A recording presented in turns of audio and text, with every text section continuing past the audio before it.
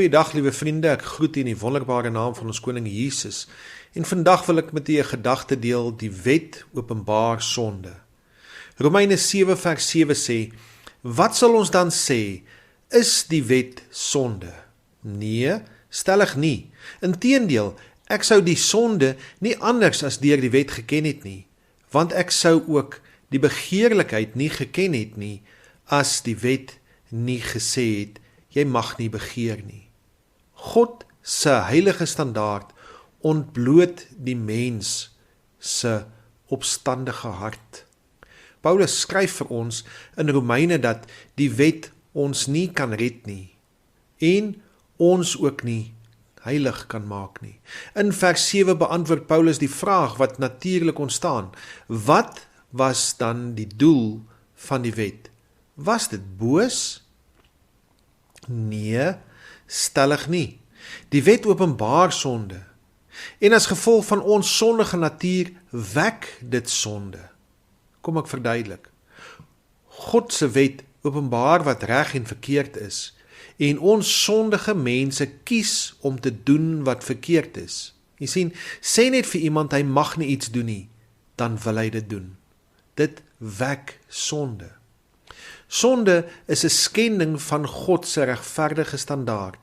1 Johannes 3 vers 4 sê, elkeen wat die sonde doen, doen ook die wetteloosheid, want die sonde is wetteloosheid. En as daar nie so 'n standaard bestaan het nie, sou daar geen sonde wees nie.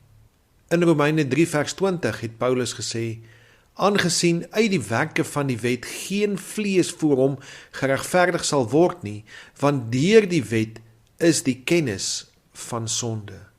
In Romeine 4 vers 15 voeg hy by, want die wet werk toorn, maar waar geen wet is nie, daar is ook geen oortreding nie. En in Romeine 5 vers 13 openbaar hy dat sonde word nie toegereken as daar geen wet is nie. Op die vraag, is die wet sonde, antwoord Paulus beslis nee. Mag dit nooit so wees nie. So 'n vraag is net so absurd as wat dit godslasterlik is. 'n Bose wet kon nooit van 'n heilige God uitgegaan het nie. Paulus sê verder dat hy nie sonde sou leer ken nie, behalwe deur die wet. Die wet is dan sy tugmeester. Die wet het die trotse fariseer Saulus van Tarsus van aangesig tot aangesig gebring met sy uiterste sondigheid. Sy behoefte aan 'n verlosser is aan hom geopenbaar en sy hart voorberei vir sy lewensveranderende ontmoeting met die Here Jesus Christus op die pad na Damaskus. Die spesifieke gebod wat Paulus aanhaal in die eerste paar verse van hoofstuk 7, die bevel teen begeerte, is insiggewend. Begeerte is 'n interne houding, nie 'n eksterne daad nie. Dit was die besef dat God se wet op sy gesindhede van toepassing was, nie net sy uiterlike gedrag nie, wat Saulus oortuig het om Paulus te word. Hy was gedwing om te besef dat sy uiterlike eie geregtigheid waardeloos was, omdat sy hart nie reg was nie.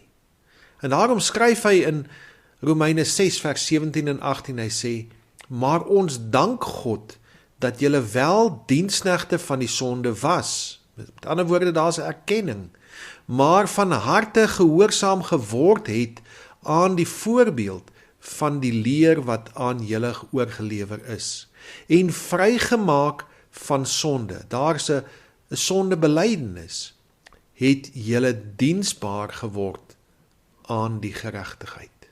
Wil jy nie saam met Dawid, wat Psalm 139 geskryf het, bid, en jou hart ondersoek? Deurgrond my, o God, en ken my hart. Toets my en ken my gedagtes. En kyk of daar by my 'n weg is van smart, en lei my op die ewige weg. Ek groet u tot volgende keer. Totsiens.